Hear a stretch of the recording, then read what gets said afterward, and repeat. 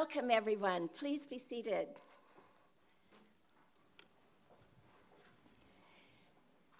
Thank you for that wonderful processional. It sounded great. Thanks, everyone.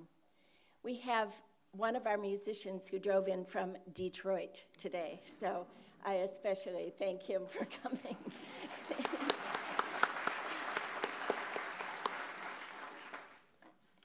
Well, we are here for our sixth annual Faculty Awards Convocation. I simply can't believe how the time has been going by. We are here at the university ready to celebrate some milestone years for some of our longstanding faculty and our university-wide awards.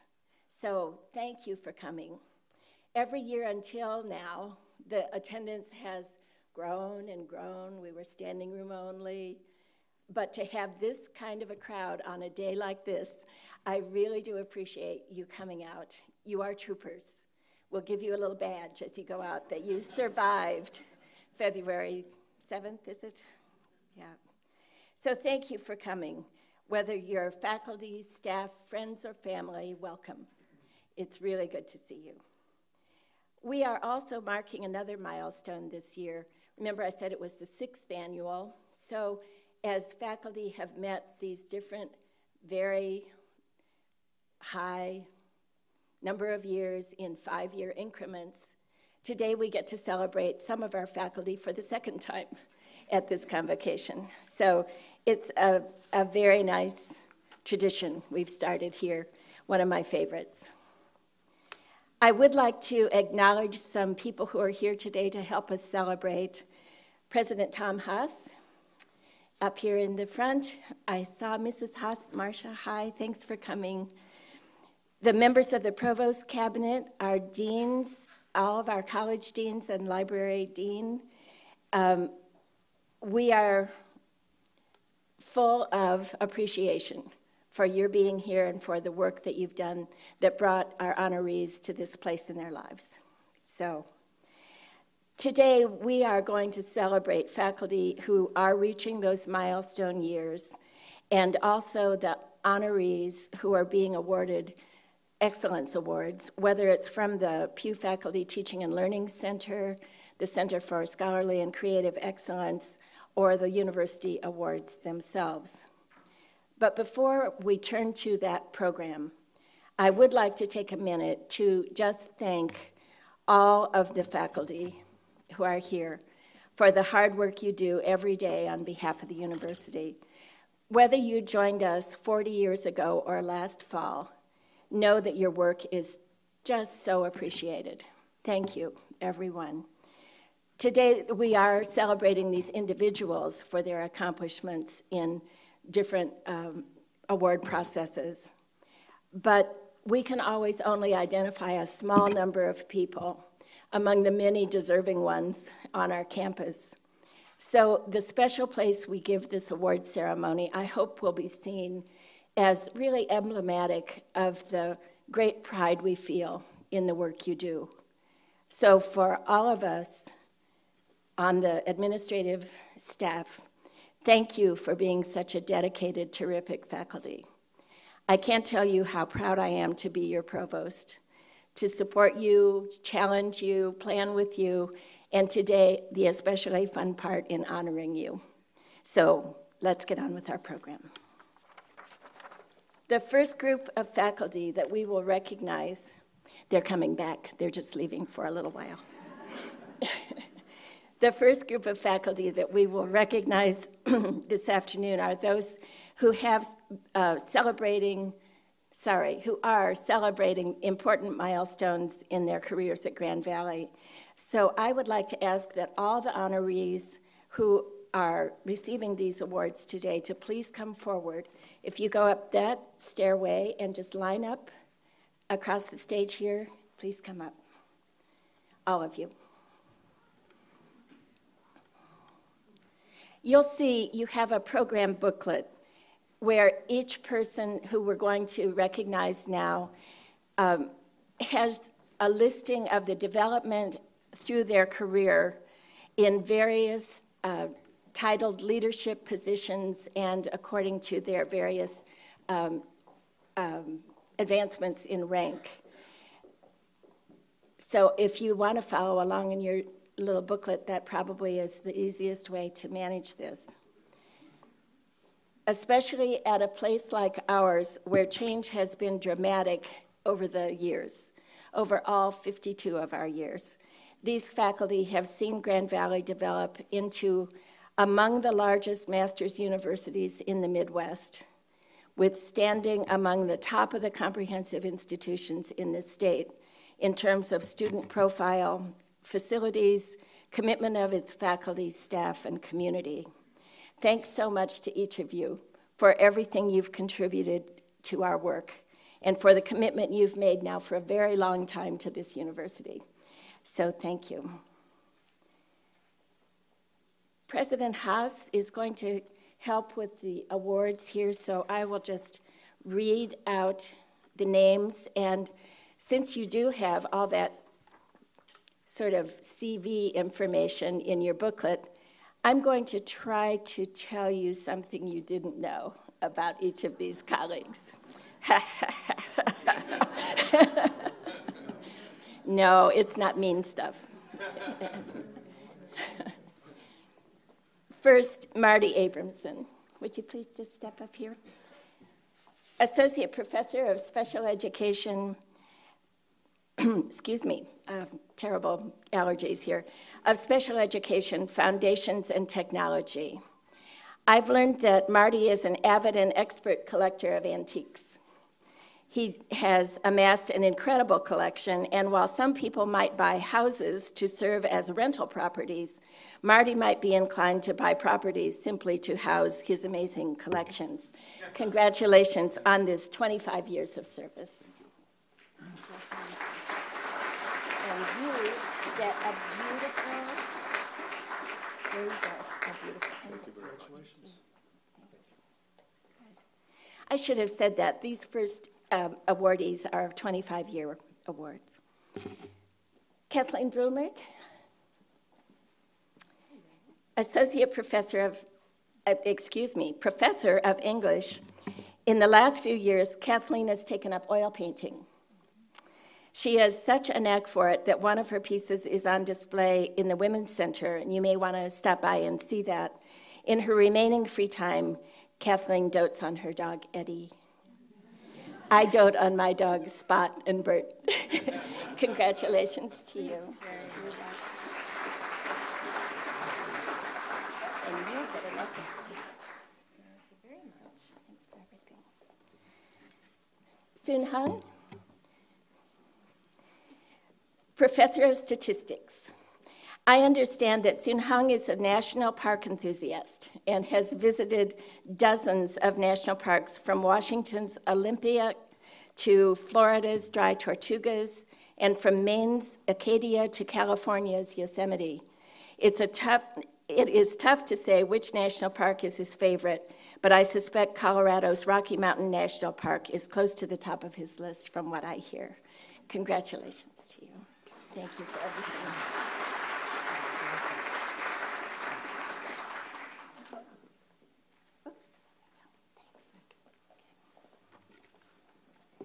Kay Reich, Assistant Professor of Nursing. For over 20 years, Kay has been the key person in nursing's RN to BSN program. Think of the hundreds of students she has trained to become a successful nurse. When Kay isn't busy with her students, she likes to spend time at her up north summer home in Harbor Springs. Thank you for everything, Kay.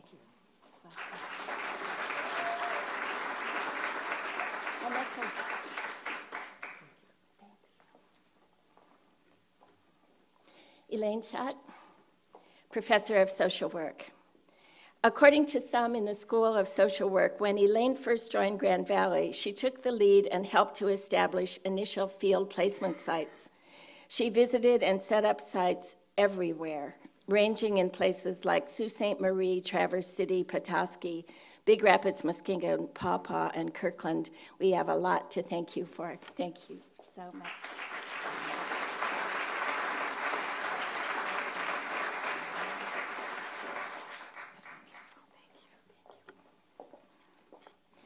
Dale? Yes. Dale Schremer. Yes, here you are. Associate Professor of Music. Without Dale, we wouldn't be able to enjoy the students who will perform a bit later in our very own program today. Dale is credited with single-handedly starting the GVSU Opera Theater program, which through his vision has grown to be an integral part of the GVSU campus life every winter. Thanks so much to you. You're welcome.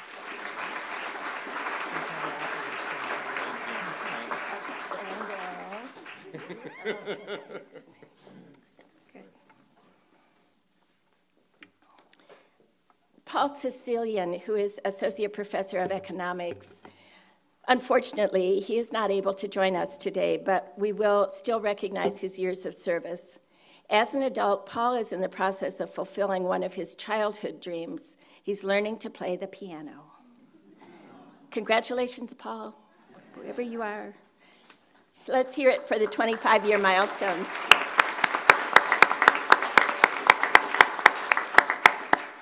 And on to the 30-year awards. Our next honorees will receive a stole that was especially designed for this milestone award. It's intended to be worn over the academic regalia for our formal ceremonies. White satin emblazoned with the GVSU seal. We hope you'll enjoy wearing it with well-deserved pride of accomplishment. And since it's only 30 years, we figure you'll be able to wear it for another 10 or 15, we figure. So, first is Dallas Henke, who is unable to be here. He's Professor of Art and Design. He's teaching class this afternoon of all bad decisions. I don't know. I've learned that Dallas is an avid outdoor enthusiast. He hikes, he bikes, and most recently he's taken up the art of beekeeping with his colleague Tony Thompson in the School of Communications. They have already had a couple of seasons of honey production. I've had it, it's really good. They come, you know, they're sort of giving them out as little gifts once in a while. So Dallas, thank you. Have a good class.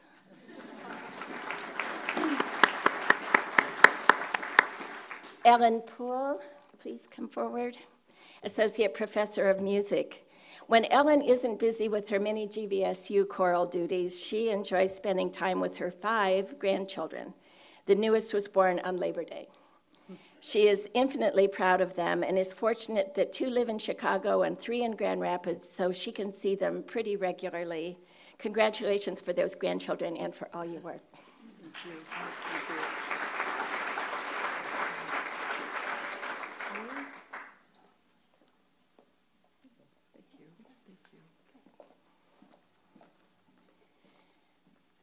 And now, 35-year award winners. Our third group, completing 35 years, will receive a specially designed gift made just for these convocation days. They'll receive a silver lapel pin with a Laker blue sapphire in the center of the Grand Valley logo. We envision this being worn with academic regalia as well as on a collar or a lapel. It's a huge and valuable sapphire, too. I need to tell you about one more person who is unable to be with us today, and that's Barbara Roos, Associate Professor of Communication. She is also teaching and is hoping to join us at the reception, so be sure you give her your congratulations when you see her. With the weather, I'm not sure, but I think she's going to be able to come. After studies in anthropology, Barbara had an award-winning career in public broadcasting. Don't know if we all knew that, including both television and radio, before founding Grand Valley's film and video program. She's done a lot for us.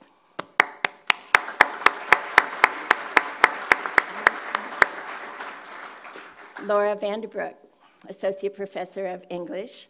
Every spring, Laura takes a small group of students to Maastricht, where they complete 2 Grand Valley classes and blissfully bicycle with their instructor through the Dutch towns and countryside. It must be fun. Thanks for doing that for our students. Congratulations.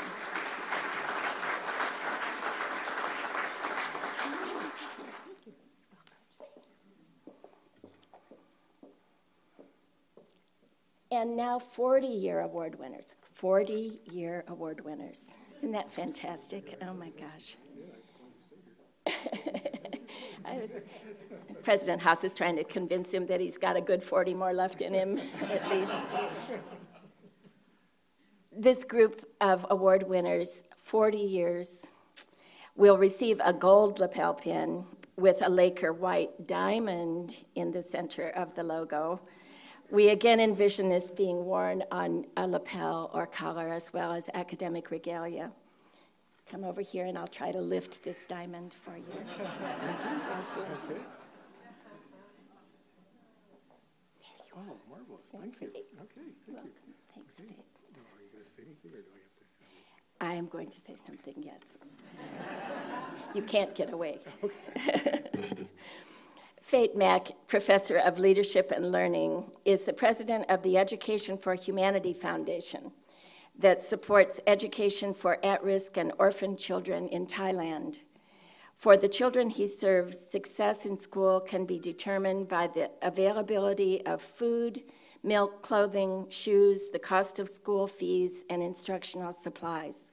Fate has been a dedicated leader for the foundation for a number of years. Wonderful work. Thank you. Sorry to get you out of order.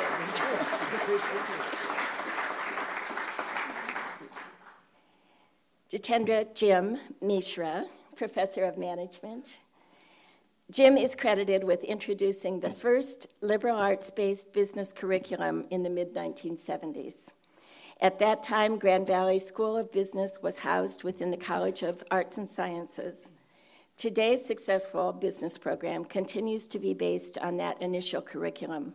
Thank you for that groundbreaking work.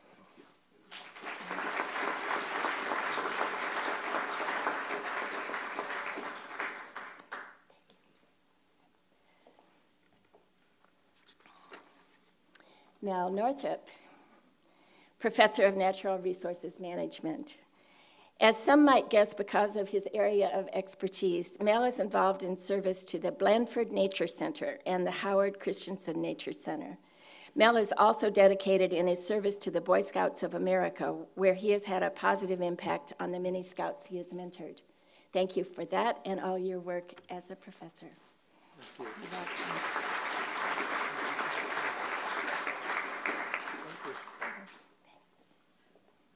Stephen? Stephen Rao, Professor of Philosophy and Liberal Studies.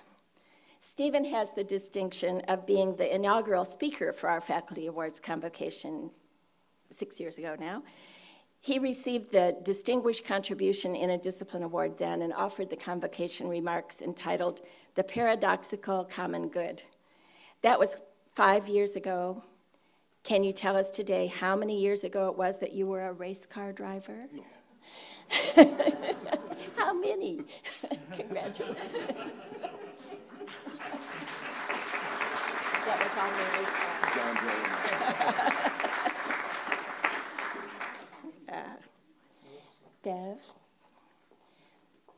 Beverly Seeley, Professor of Art and Design.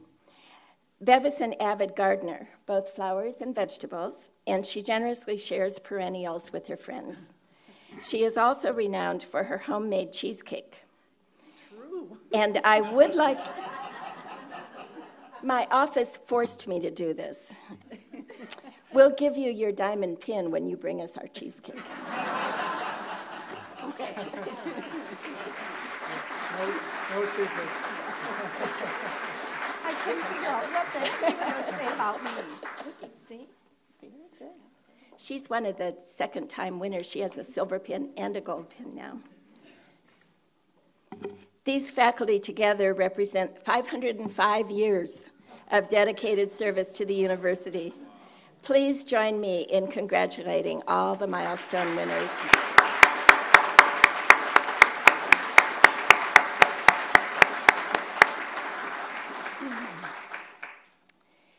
Moving on in our program, it's time to present our Awards for Excellence. And the first group will be the Center for Scholarly and Creative Excellence Awards for Scholarly and Creative Excellence. Isn't that interesting? I would like to ask Robert Smart to please come up. He is the Vice Provost for Research Administration and Executive Director of the Center for Scholarly and Creative Excellence. He will be presenting these awards, and we ask that the CSCE honorees also come up on stage and join him, please. Up that way and line up, please. While they make their way up front, I would like to thank Bob for the excellent work he performs in leading the research, sponsored research, and creative activity support components for the university. I also appreciate the guidance you provided to helping the committee identify these award recipients. Robert? Thank you. On behalf of the Research and Development Committee and the members of the Undergraduate Research Council, we congratulate our colleagues for their scholarly achievements, and we are humbled by the great work of our faculty. So we'll begin with the Undergraduate Mentoring Awards. Dave, would you like to come up? Dr. David Leonard, Professor of Chemistry. Dave's work in fostering undergraduate scholarship at Grand Valley has earned him, very deservingly, the Undergraduate Mentoring Award. Dr. Leonard has mentored over 25 GVSU undergraduates, involving them in cutting-edge research, studying bacterial resistance to antibiotics, a project that was recently funded by the National Institute of Health. His student collaborators are co-authors on peer-reviewed publications and numerous presentations at national meetings. Dave gets our students excited about their research and creating new knowledge in this cutting area of research. Dr. Leonard's inspiration to our students and our faculty at all levels. Dave, congratulations on this award.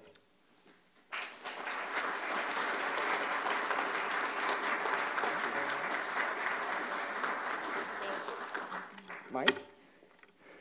Dr. Michael Lombardo, Professor of Biology.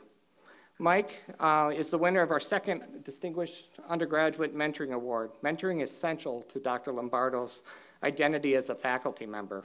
His mentoring philosophy is quite simple. Involve students in meaningful ways in all aspects of a project, from its planning stages through its completion. Dr. Lombardo's impact on our students has been profound. It is with great pleasure we acknowledge Dr. Michael Lombardo's continual commitment to our students and helping them impact our world. Mike, congratulations.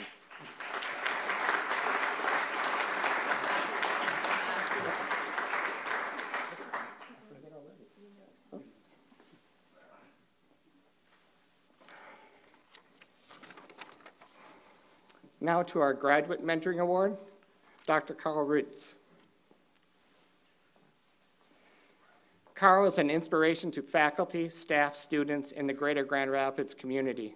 His field of research, fishery science, is both timely and topical.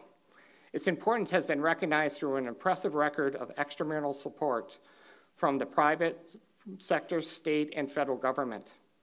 He shares his work with others through co-authored and authored peer-reviewed manuscripts and numerous presentations. Carl understands the importance of as a researcher, but he also understands his role as teacher and mentor.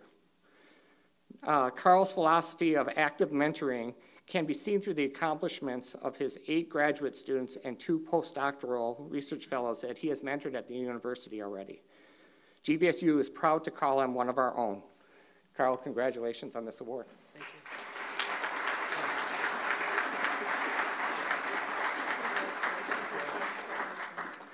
Now to our early career awards. Dawn? Dawn surprised me. She had her hair done, I think, the other day, so she surprised me. Please join me in congratulating Dawn Clifford Hart, the winner of our Distinguished Early Career Award. Dawn's cutting-edge research, focusing on proteins involved in cytokinesis, that's the final stage of cell division, brings new opportunities to our university and national recognition. The importance of our work has been highlighted in various journal publications and supported most recently by a $500,000 National Science Foundation Award. We recognize her for her research and her work with our students. We look forward to continued success. Dawn, congratulations.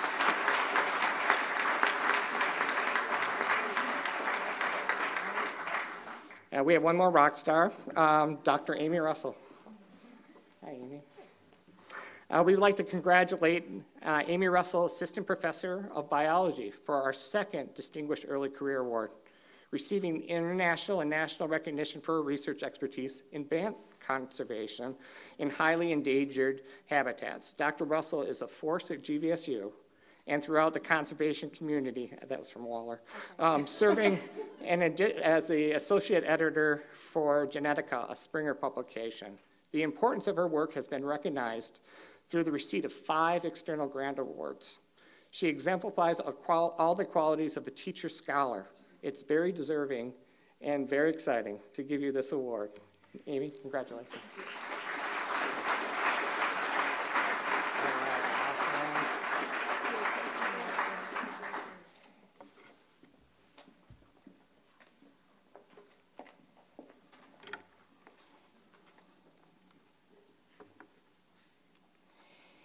And now, following our tradition, as is fitting for this faculty honors convocation, I've asked one of our faculty honorees to share his perspective on some aspect of his experience in higher education. So now he's serving as the CIS graduate program chair and teaches web applications. One colleague says he does cool stuff. I'm, of course, talking about Robert Adams, Associate Professor of Computing and Information Systems. Robert will receive his award a bit later today, and we'll hear more about his work at that time. But for right now, let me share that Robert is the proud father of 4 children. He's a fiddler, a dancer, a piper, and a haggis maker extraordinaire. Please welcome Dr. Robert Adams, who will share his personal reflections.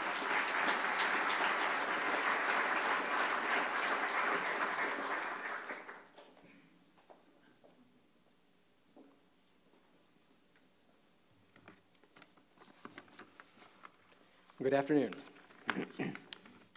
It's so very exciting for me to be here this afternoon, to be able to stand before my colleagues and make a few remarks.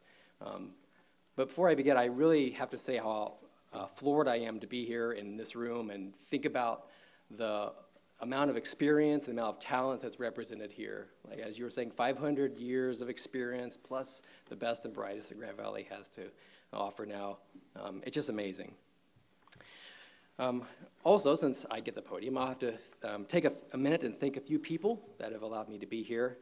I've heard the president speak about his wife on numerous occasions, so I'll take that as a cue. And I'd like to thank my wife, Cammie, for understanding my sometimes erratic meeting schedules throughout the week. I have to also thank my colleagues in the School of Computing for continuously voting for me for positions and supporting me in those. And finally, but not least, I have to thank all of the committee members that I've worked with over the years, that it's really their hard work and dedication that allowed me to be up here. It's them that make me look so good. So thank you to all of you. So the provost asked me to make a few remarks, and I thought about, well, what should I talk about? And since I'm receiving a service award, I thought I would speak a little bit about service. But then I quickly realized that I know nothing about service from a scholarly perspective, models of service and histories of service in higher education, theories of service. Right? I'm a computer scientist. I don't know anything about that. But the one thing I do know, and that I've reflected on, is how service have changed my perspective on service throughout the years. And I think my experience probably mirrors yours in a number of ways.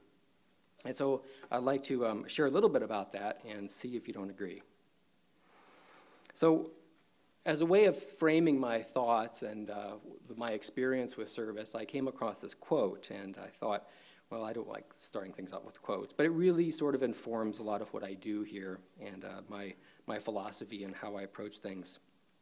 The quote's by Gandhi, and it says, "The best way to find yourself is to lose yourself in the service of others." And so I'm going to wager that this not only applies to me, but applies to you as well. So the quote starts out with the rather remarkable assumption that I don't know anything about myself, or at least I start out that way. And looking back at my first few days at Grand Valley, interviewing here, I was a noob. I knew nothing about higher education. I can say with absolute confidence that I was lost, and I knew nothing about myself or how this institution worked. As a freshly minted, actually I interviewed here as an ABD. My professor never told me anything about how higher education worked, and so I have a few very distinct memories about my day of interview here. One thing that sticks out to me was that during my faculty presentation, I spoke way too fast because I was very, very nervous. Later in the day, I also had a distinct memory of talking with Dean Kinsey. So this is back in the days of the Science and Math Division, and Doug Kinsey was the dean there. And I was so naive that I actually asked him, what does a dean do? Because I had no idea that deans just spend the provost's money, right? So, but that's not what he told me. He was very kind and gracious, but I had no clue, and so I thought, I'll just be as transparent as I need to be, and so I simply asked him. And so he was very nice, and he tried to explain that to me. But I'm sure that my salary bargaining power went right into the tank at that point. So then later that day, I met John Gracky, who is serving as an interim associate provost-y kind of person, but I asked the same question. What is a provost, and what in the world does a provost do all day? And he was very kind. I don't remember what he said, but he did say he had never been asked that question before. I thought, well, at least maybe there's some points in my favor there. But and as I started to think about later in that day when I was there, I thought these people are so far removed from what I thought was going to be my day-to-day work, right? Teaching classes and doing research, and right? That why do I even talk to these people? So I was clueless. Thinking back, I'd been chained to a computer for 6 years doing research. So, why I didn't have time to think about the organizational structure of higher education or my role in it.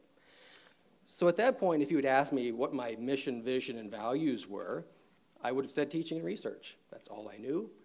It seemed to me that service was something that you just sort of had to do, right? It was the chore of being a faculty member, right? And people try to avoid it as best they could. That was the cost we pay for having such great jobs and wearing these nice robes. So as a new hire, my experience stopped at the edges of my department, right? Things outside the department, senates, the administration, right, committees, those were outside of my knowledge, right? Those were dark, deep mysteries that maybe when I was old and gray, I would be able to fathom those a little bit more and understand and maybe be able to pursue those a little bit. The thought that someday I would be chair of a university curriculum committee never would have even crossed my mind, right? So was I clueless? Yes. Was I in the need for self-discovery? Absolutely. I was like a newborn babe. So how did I come to be in this position? Well, my first peak outside of my department came when Paul Leidig actually asked me to be a replacement for him on the division curriculum committee, right? This is the DCC. And so I asked him, what's the work like? Because again, I have no idea. He said, well, it's a lot of work, but they're really good people, and you'll learn a lot about how the university works.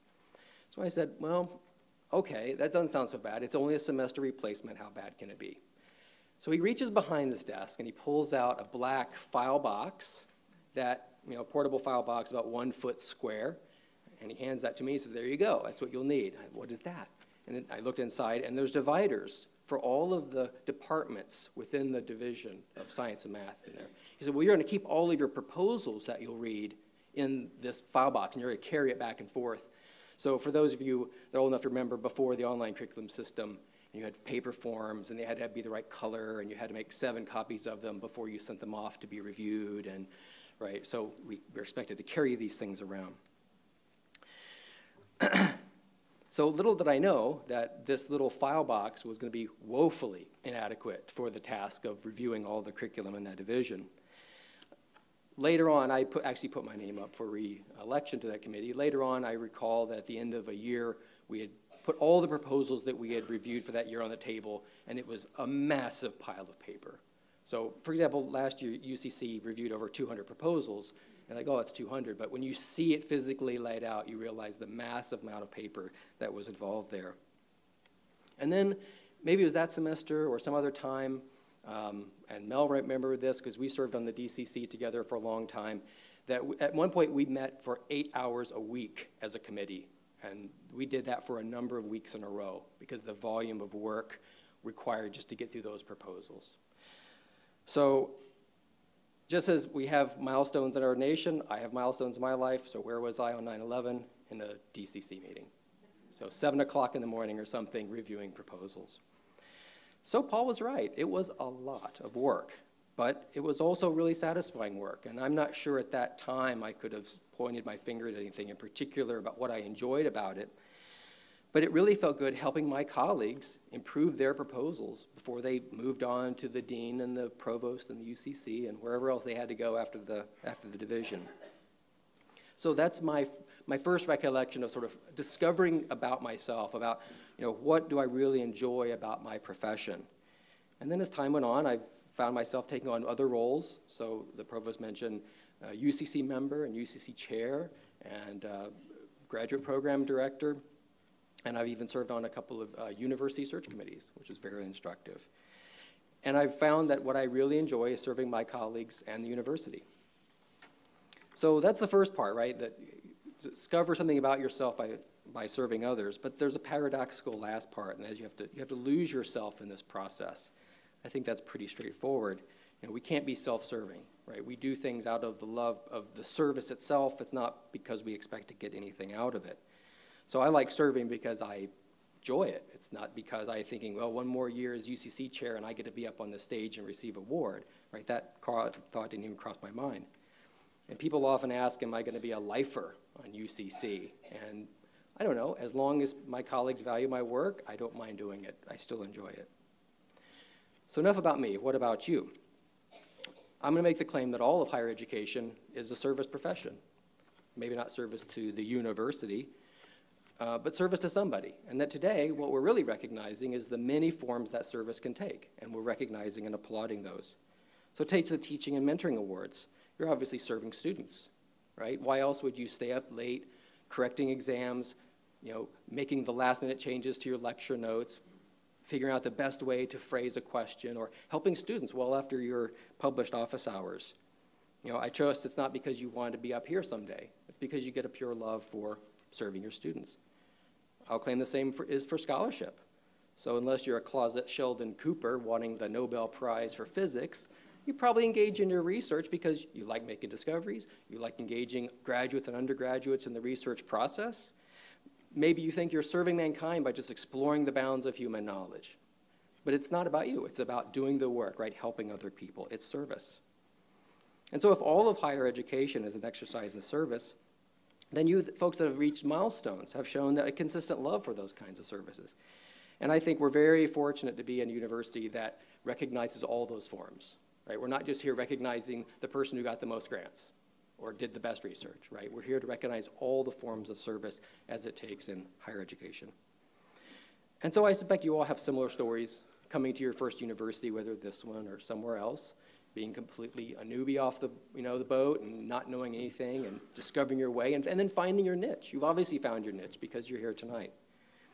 And so I'll close by simply charging you to remember your junior faculty, right? Think back what you were like as the new person on the block. Help them to engage in the many areas of service that we have available at this university. Help them to find their niche. Help them to find themselves by losing themselves in the service of others. And then maybe someday in the future we can all get back together and we can celebrate their achievements. So thank you. Have a good afternoon.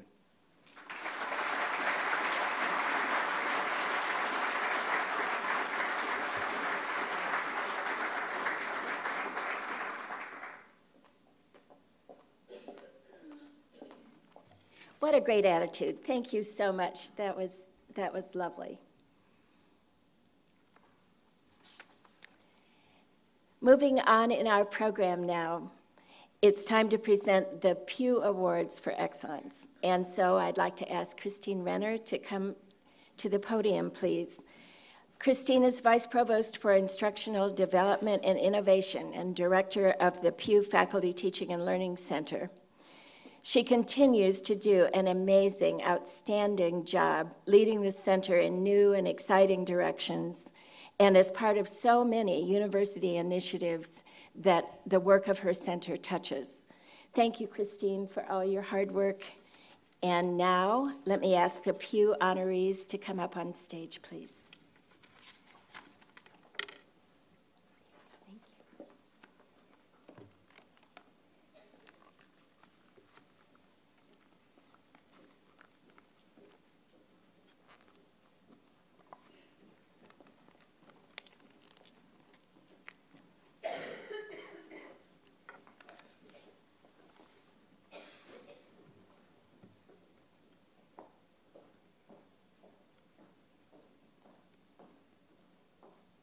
Is there room for everyone? Wonderful. Good afternoon. This afternoon, our very first award goes to, it's the Teaching Excellence for Part-Time Faculty Award, and it goes to Michael Seeger, an adjunct professor in movement science. Michael Seeger teaches students how to participate in emergency care, as well as how to be athletic trainers. To this endeavor, he brings students into contact with real-life challenges and emergencies, empowering them to apply their knowledge in pressured situations. His teaching evaluations are filled with testimonies of his modeling of confidence and confidence, combined with praise for students, which results in empowerment for them as well as the athletes that they serve. Congratulations.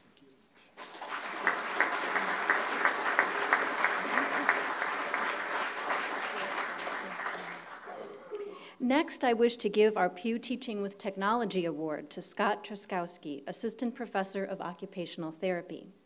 Leadership in his unit regarding classroom technologies, hybrid teaching methods, sharing presentations at the Teaching with Technology Fair, and national conferences in occupational therapy have earned Scott the reputation of an innovator.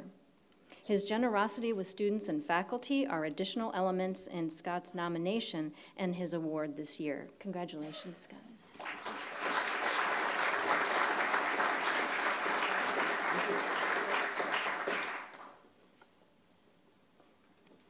I am pleased to award Shannon Buros, Assistant Professor of Chemistry, with our first Pew Teaching Excellence Award.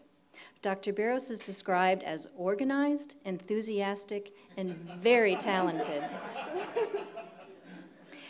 Teaching complex materials in the highest level chemistry courses, as well as 8 a.m. large sections of organic chemistry to pre-med students, provides the opportunity for her to challenge and assist students in growing and developing as chemists.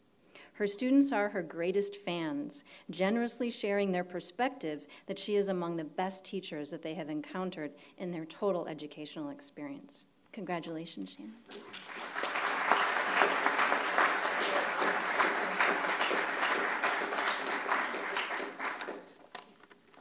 Please join me in congratulating Dr. Mahendra Joshi, Assistant Professor of Management, winner of our second Pew Teaching Excellence Award. Dr. Joshi is recognized today for his ability to teach management through teamwork, as well as project development and international business management.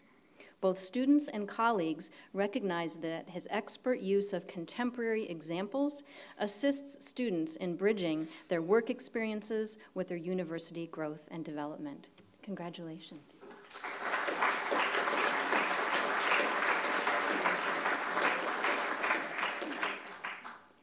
Our third Teaching Excellence Award is given to Jacqueline Malin, Affiliate Professor of Education. While she is recognized as an outstanding presenter around the state of Michigan, to her students here at GVSU, she is renowned for her teaching excellence around differentiation, as well as her zest and commitment to her classes.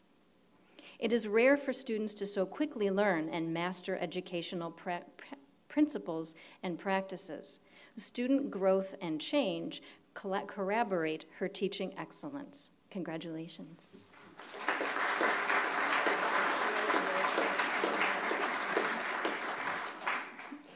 I would like to congratulate Roderick Morgan, Professor of Biology, on this next 2013 Pew Teaching Excellence Award.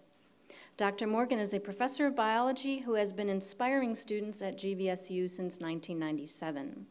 His portfolio is filled with documentation of his successful teaching record, his extensive publication record, as well as a number of patents. It is important to note that student researchers have had the benefit of his expertise as co-investigators and co-authors throughout his career. This powerful teaching tool is only one of the many avenues for teaching excellence that he has employed throughout his career.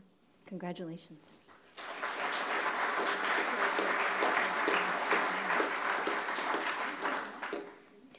Our next award is given to Deborah Ross, Associate Professor of Criminal Justice. One hallmark of Dr. Ross's career here at Grand Valley is her long-standing and tireless commitment to student experiences. Her portfolio is verification of a faculty member who cares deeply about her teaching, who invests the time and energy in direct work with students. Dr. Ross enhances the reputation of Grand Valley for all of the rest of us. Thank you very much, Dr. Ross.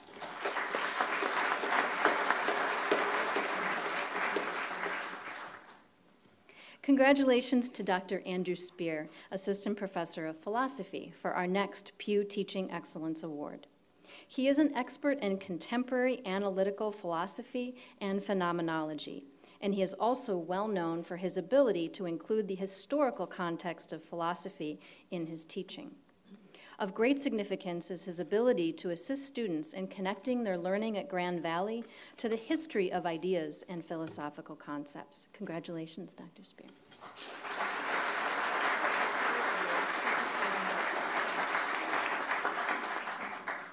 Our final Pew Teaching Excellence Award is given to Maureen Wolverton, Affiliate Professor in Liberal Studies. Her philosophy that intellectual life provides insight into ourselves, as well as our future possibilities, cross-cuts her work with students and the development of the Lib 100 and Lib 314 assignments that she's developed. A model for embracing ideas in literature helps create a foundation for students that impacts the remainder of their education. It is wonderful to honor you with this award. Congratulations.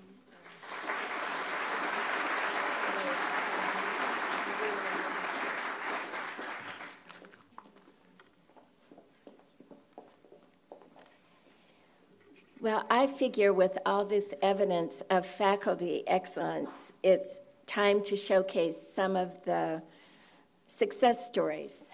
They're students whose talents our faculty have helped to develop and cultivate. We see the results of strong faculty work in our students' accomplishments every single day in each of our disciplines. This afternoon, it has become our tradition to highlight some outstanding students from the performing arts. Please help me welcome Professor Dale Schremer back up on stage and two of our GVSU opera theater students.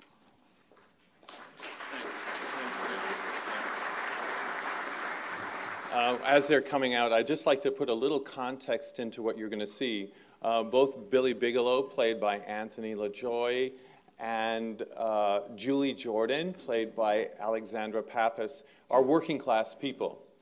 Billy is a barker at a carousel, and Julie works in a mill. And she is living as a young independent girl in the factory housing. And she's caught Billy's eye at the carousel on the weekend. And this is their first real conversation together. So in the context of this short scene, we see two people come together in an extraordinary way and fall in love. So without further ado, Carousel.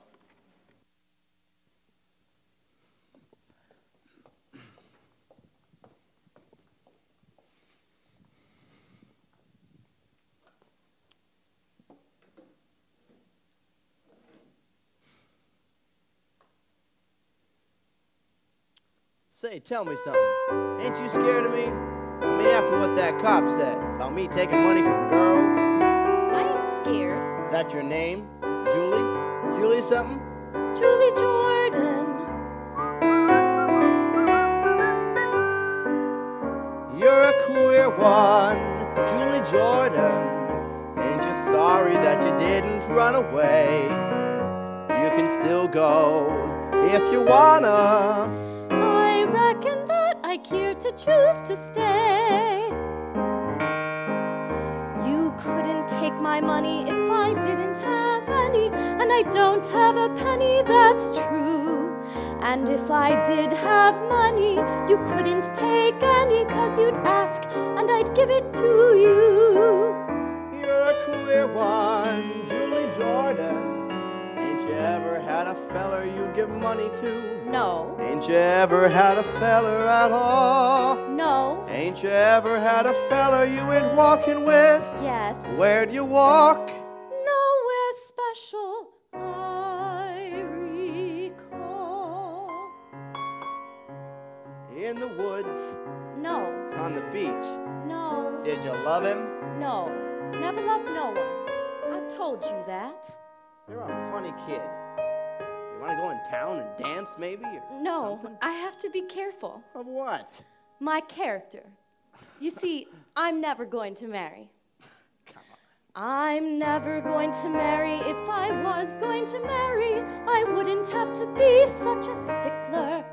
But I'm never going to marry, and a girl who don't marry, she's got to be much more particular. Well, suppose I was to say that I'd marry you. You? That scares you, don't it? Because you're thinking about what that cop said. No, I don't pay no mind to what he said. But you wouldn't marry someone like me, now would you? Yes, I would if I loved you. It wouldn't matter what you did, not even if I died for it. How you know what you'd do if you loved me? Or how you'd feel, or anything? I don't know now how I know. Just the same, I know how it'd be if I loved you. When I worked in the mill, weaving at the loom, I'd gaze absent-minded at the roof. And half the time the shuttle would tangle in the threads, and the warp would get mixed with the woof. If I loved you. But you don't. No, I don't.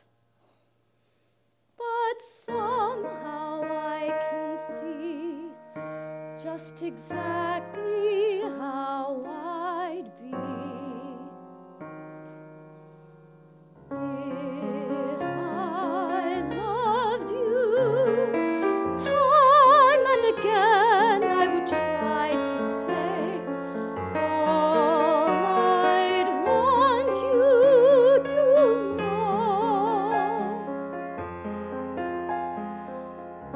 If I loved you, words wouldn't come in an easy way. Round in circles I'd go, longing to tell you, but afraid and shy. I'd let my golden chances pass me by. Soon you'd leave me, off you would go in the mist of day, never, never to know how I loved you. If I loved you.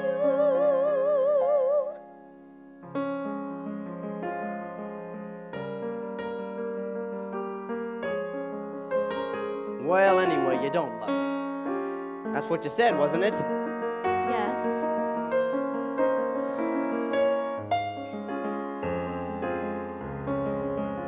I can smell them. Can you? The blossoms.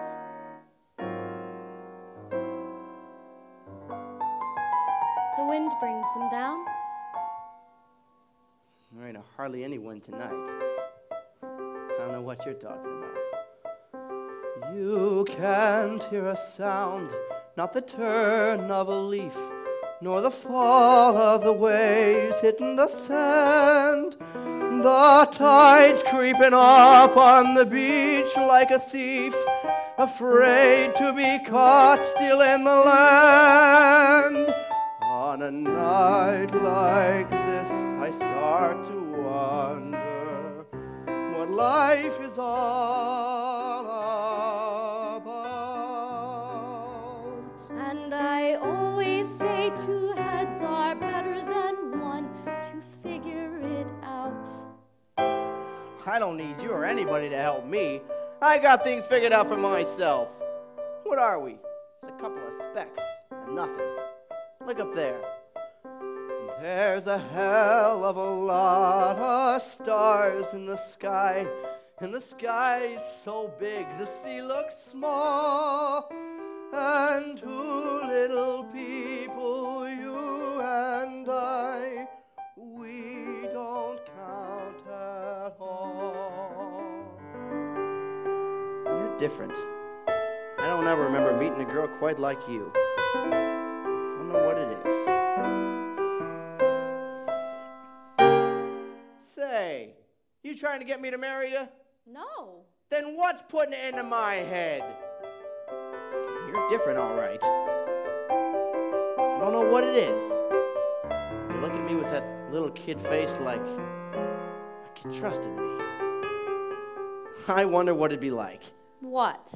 Oh, nothing. I know what it'd be like. It'd be awful. I can just see myself. Kinda scrawny and pale, picking at my food, and lovesick like any other guy. I'd throw away my sweater, and I'd dress up like a dude, in a dickie, and a collar, and a tie. If I loved you. But you don't. No, I don't. But somehow I can see just exactly how I'd be. If I loved you, time and again I would try to say all I'd want you to know.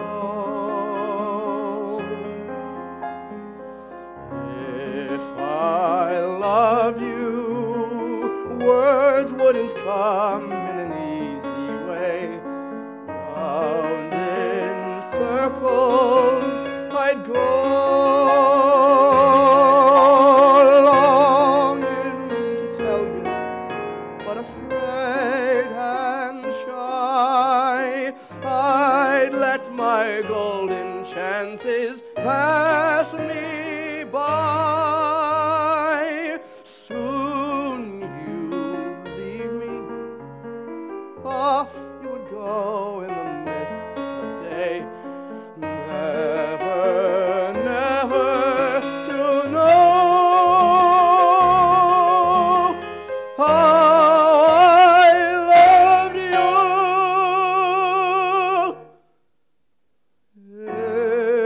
If I loved you.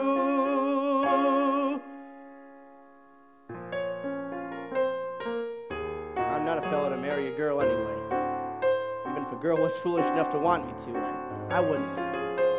Don't worry about it, Billy. Ah, who's worried? You're right about there being no wind. The blossoms are just coming down by themselves. Just their time too, I reckon.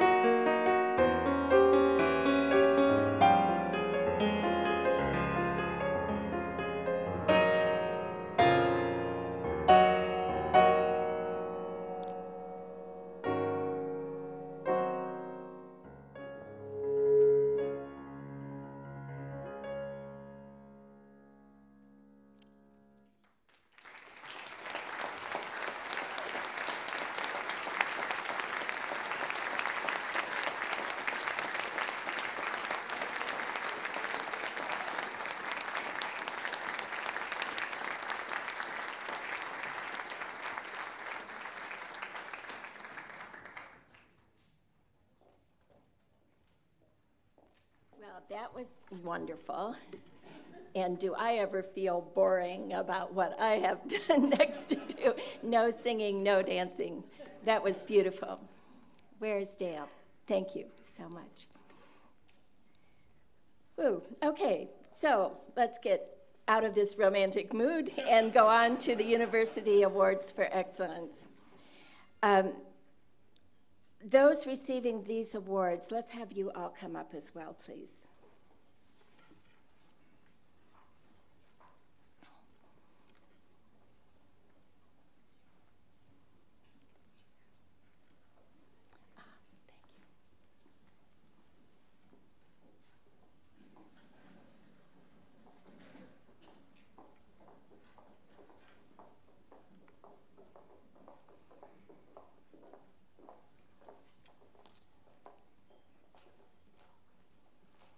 Mary does everything for our office, including helping to conceive of this convocation, working on all the details, and being the stage manager. It's wonderful. Thank you for that. Now on with our university awards. The Outstanding Academic Advising and Student Services Award is presented to Dr. Danielle Leek. Please come up. Thank you. Associate Professor of Communications. Danielle joined Grand Valley in 2006. She is an exceptional faculty member who has given her time enthusiastically and tirelessly as a faculty advisor to students, a colleague helping others learn more about effective academic advising, and a leader within the College of Liberal Arts and Sciences, as well as across the university. Among the many roles Danielle plays, she is a member of the University Faculty Undergraduate Academic Advising Committee and is a faculty advisor deeply involved in the new student transfer orientation program and the summer freshman orientation and registration program. Lots of work, and we appreciate it so much. Thank you.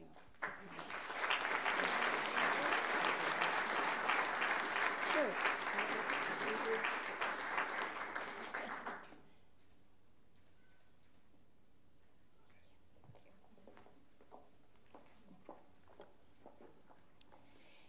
Associate Professor of Modern Languages and Literatures, Dr. Zulema Murray, is the recipient of this year's Outstanding Community Service Award. Please come forward. She began at Grand Valley in 2004. Zulema has chosen to share her skills in the Latino community through a variety of outreach and educational programs, including a retreat for Hispanic women, an event for Mayan-speaking Guatemalan immigrants, the visit of world-renowned Nicaraguan poet Ernesto Cardenal, and a highlight of her achievement, the Plaza Comunitaria, which she established. About her tireless advocacy, Zulema says, "I like to imagine the world as a net of many different links, connecting people who belong to different milieux, without boundaries of social class or intellectual development." Very nice work, thank you.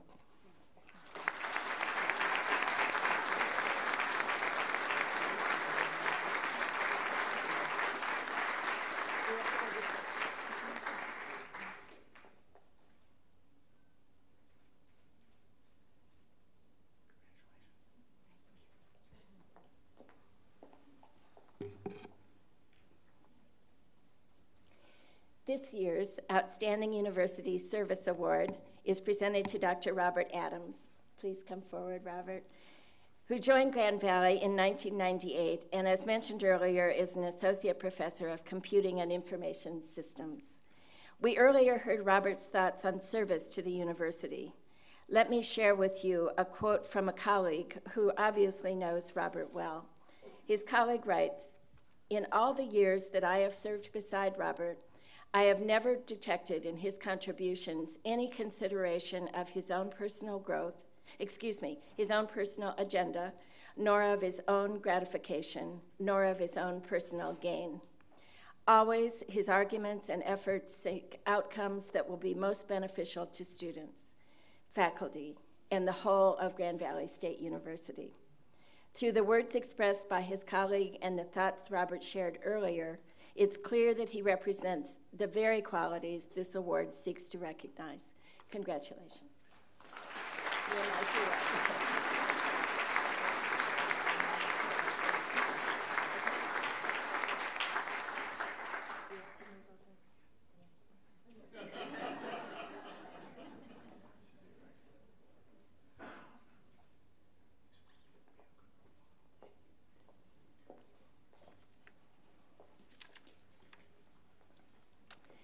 Dr. Helen Marley, Associate Professor of Music, is this year's recipient of the Distinguished Contribution to a Discipline Award. She came to Grand Valley in 1998. Recognized as one of the most accomplished piano pedagogy experts in the country, Helen's techniques in teaching piano, demonstrate a deep and steadfast interest in every facet of the student learning experience. She has contributed to the success of piano students from the early elementary to the advanced levels through her numerous editions of published works, her clinics, and her numerous efforts in the pedagogical realm. Her research and contributions not only raise her personal and professional profile, but continually provide national and international attention to the university. It's a true honor to present her with this award.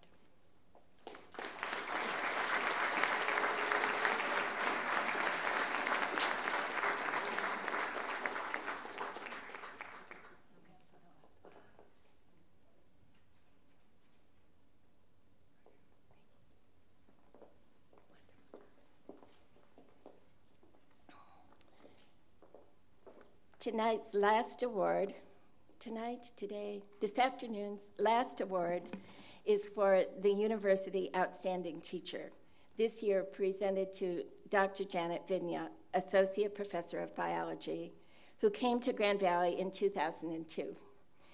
Janet's exemplary teaching warrants this noteworthy distinction due to her passion and energy for teaching and mentoring students.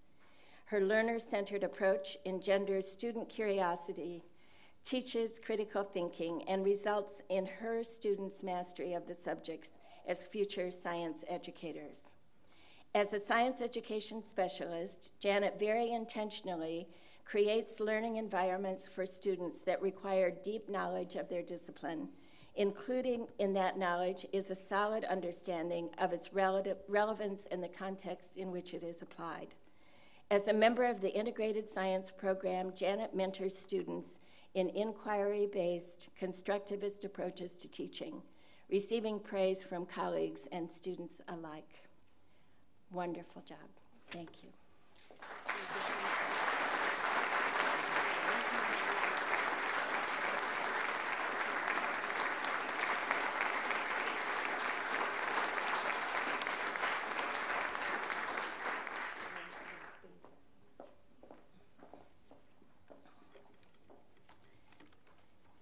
My heart always feels like it's about to burst. And so does the sound. What do we think is happening here? We okay now? I guess so. Okay. We are concluding our convocation with that last award. And so let me just thank you one more time for coming. Thank you to our immediately reappearing GVSU Brass Quintet for their wonderful music today. Also, thanks, Robert, for your remarks. Robert, where did you go? There you are. Okay, thank you so much. That really added to our program today. And to our student performers, Dale, for being their fearless leader and bringing them to us.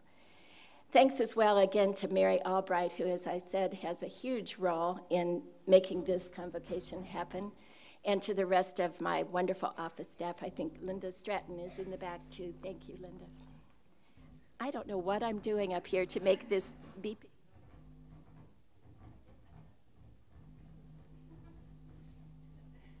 It's a good thing we're almost done.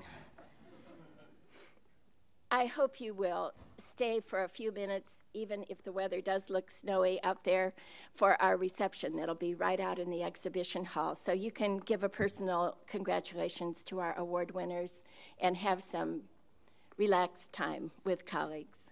Thank you again for coming, and let me ask you, if you would, please remain seated while we recess out, and we're going to beat you to the food. Thank you.